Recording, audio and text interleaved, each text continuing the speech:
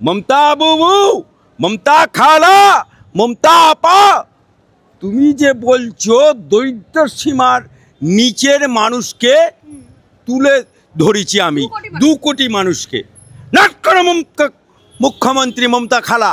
আমি অ্যাডভোকেট আলী আব্দুল চাঁদ, এক বাপের বিটি হলে তুমি আমার কথার জবাব দেবে। বামপন্থ সরকার তখন চলছে, সাচার কমিটি মুসলমানদের দুরবস্থার কথা তুমি চিৎকার করে বললো, এই মুসলমানদেরকে সাচার কমিটির রিপোর্ট দেখুন, তাদের খেতে পাচ্ছে না, তাদের চাকরি নেই, বাকরি নেই, ব্যবসা নেই।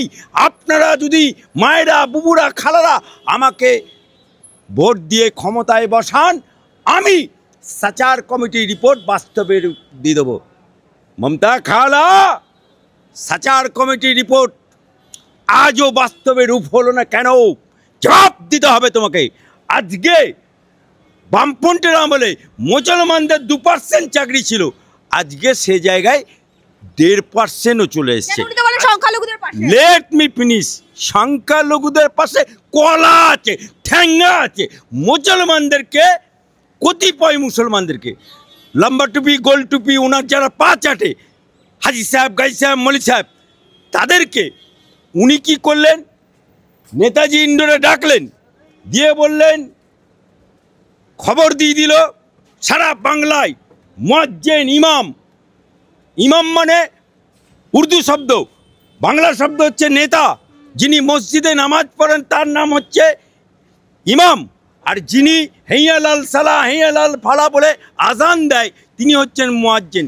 তাদেরকে ডাক করলোকে এই টিপু সুলতান মসজিদের ইমাম আহ্বক হিসাবে ডেকে কি বলল? বললো সবাইকে ডাক দিল, 10,000 টাকা করে ইমামদেরকে, মুয়াজ্জিনদেরকে দেওয়া হবে, আর বিরিয়ানির প্যাকেট দেওয়া হবে। কিন্তু উনি সেই নেতাজি ইন্ডোর স্টেডিয়ামে হাজি সাহেব, গাজী সাহেব, মলি সাহেব, ইমাম, মুয়াজ্জিন, মাথায় টুপি, চাচাতে চাচা ভর্তি, তাদেরকে বলল কি, আমার সরকারের অবস্থা খুবই খারাপ, 1 পো দুধে 7 পো পানি, তবুও আমার দুধে টানাটানি, তবুও আমি তোমাদেরকে 500 টাকা করে বাড়ালাম। মমতা বুবু 500 টাকা করে মুসলমানদেরকে দিলে, ইমামদেরকে, মুয়াজ্জিনদেরকে। আর আজ পুজো কমিটি তখন বলছে আরব দেশে মানে চিকন চাকুন ডাকুর ডুকুর, অর্থাৎ এটা আমার ভাষা না, এটা তৃণমূলের ভাষা। ওদের একজন তৃণমূলের নেতা, যে সন্দেশখালীর নেতা, সেই লোকটির ভাষা আমি বললাম। তা সেই আরব দেশে চিকন চাকুন ডাকুর ডুকুর মেয়েদের হারেমে রেখা হয়, তারপরে শেখেদের সামনে সেই হারেমের মেয়েদেরকে নিলামে তোলায়। 1,01,000, 1,02,000, 1,03,000 আছি, ডান, বিক্রি হয়ে গেল শেখেদের কাছে সেই মেয়ের। ঠিক একই কায়দায়, ওই আরবিয়ান কায়দায় বলছে 95 দিই, 90 দিই, 1,00,000 দিই, 1,10,000 ডান। অর্থাৎ এই ভদ্রমহিলা, এই মমতা ব্যানার্জি, সে নিলাম করলো, দিয়ে 1,10,000 পুজো কমিটি দিল।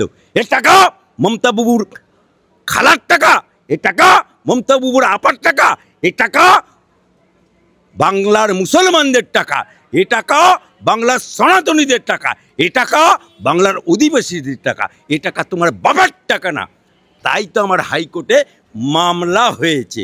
আর আজকে তুমি বলছো উন্নতি হয়েছে, এই কারণেই তো মমতা বাবুকে বলতে হয় চপ ভাজো, ঘুগনি তৈরি করো, মুড়ি ভাজো। আরে মমতা ব্যানার্জি, তুমি আগে মুড়ি ভাজো না, তোমার পিসি ভাইপো আছে না, সোনা বৌদি, সোনা পাচার করতে গিয়ে ধরা পড়ে গেছিল বিমানবন্দরে, কলকাতা পুলিশ ট্রেনে ছাড়িয়ে দেয়। আগে সোনা বৌদি ঘুগনি তৈরি করুন না, আগে সোনা বৌদি চপ বাজুক না, তারপরে তোমার ঢপের কীর্তন শুনবো।